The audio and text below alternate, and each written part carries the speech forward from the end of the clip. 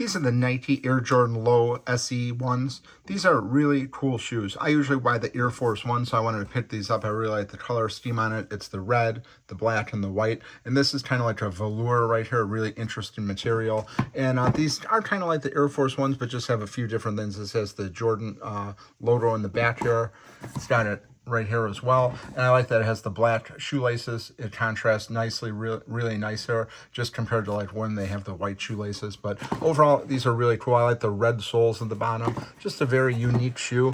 Like I said, the Air Force Ones, this is very similar. You can see on the front here, it looks the same, pretty much the same layout, but it's just a different look. The red on the bottom totally stands out. You don't usually see those in the Air Force Ones, but I'm very happy with them. Really like the black velour right here, and it just, the black is on the Nike logo here as well, and just overall very nice. This is the cool box that come in, different from the Air Force Ones that just usually have a standard box. But again, this is the Air Jordan 1 SEs. Highly recommend checking these out if you're looking for something different. Really cool colors here, really nice shoes.